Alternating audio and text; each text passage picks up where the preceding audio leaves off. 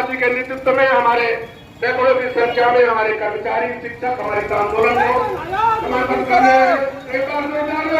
कर्मचारी शिक्षक एकता, कर्मचारी शिक्षक एकता, इनकलाब जिंदाबाद, इनकलाब जिंदाबाद। जो हमसे टकराएगा हमारा आगे बदल दिया तो हमसे टकराएगा उसकी नाम हो जाएगा। जो सरकार निकलनी है, बदलनी है, जिंदाबाद जिंदाबाद। सारे कर्मचारी शिक्षकों का आप समझ रहे हैं जो इसकी सरकार की है, आप सभी वो 2 साल 4 साल 10 साल 20 साल हमारे बीच में हमारे मंत्री और सिटी बैठे हुए हैं, 99 के रिटायर है। आज तक कभी इतिहास नहीं रहा है सरकार का, शिक्षकों का और कर्मचारी कार्यरत का और पेंशनर का जीवन एक दिन होता था।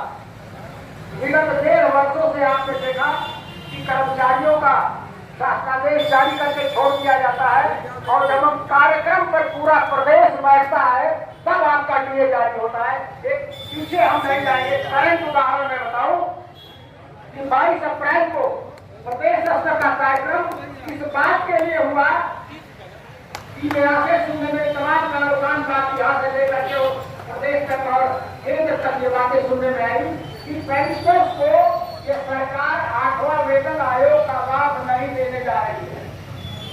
एक चीज, दूसरी चीज, जो 31 दिसंबर 2025 को रिटायर होंगे और जो 31 दिसंबर 2025 के बाद रिटायर होंगे, दोनों पेंशनर्स में कुछ न कुछ भेदभाव करने जा रहे हैं। और इसी को लेकर के जो पिछला संसद सत्र था उसमें पेंशन अधिनियम में संशोधन पास किया गया। बातें खटकना स्वाभाविक है कि पेंशन में सरकार कौन सी संशोधन करेगी, सबके मन में यह खटक हुआ और धीरे धीरे बातें छन के आएगी। कहीं न कहीं आपके पेंशन पे भी कैसी चलेगी और जो 8वां वेतन आयोग 10 साल इंतजार करते करते एक वेतन आयोग आपको मिलता है, कहीं न कहीं उसमें भी सरकार कुछ काट छाट करेगी। जब ये वापसी को लेकर के 22 अप्रैल को हम इकट्ठा से कुछ व्यक्तिगत मंत्रियों का, जैसे वित्त मंत्री माननीय निर्मला सीतारमण जी का और कुछ मंत्रियों का बयान आया कि ऐसा नहीं है कर्मचारी शिक्षक अनावश्यक घबरा है। अगर ऐसा नहीं है तो सरकार स्पष्ट करे कि किस बात का पेंशन नियम में संशोधन। मित्रों, अलग जगाने के लिए हम लोगों ने 22 अप्रैल को इसी सर्व पांडे पार्क में लगभग 500 से ऊपर की संख्या से हम लोग बैठे और सरकार को ज्ञापन दिए। सरकार ने हमारे उस एक दिवसीय धरने का संज्ञान अब तक नहीं लिया, इसीलिए यह अनुस्मारक धरना लिखा हुआ है। ये धरना जो है अभी हैंडबिल आप लोगों के साथ ये है कि अनुस्मारक धरना है सरकार को बताने के लिए कि हमारी बातों को संज्ञान में लीजिए।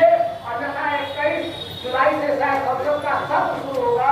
निश्चित रूप से हम आप सबको प्रयास करना चाहिए कि कोई न कोई हमारे जनप्रतिनिधि इस बात को उठावे और सरकार अपनी बातों को स्पष्ट करे कि पेंशनर्स नियम में क्या संशोधन करने जा रही है।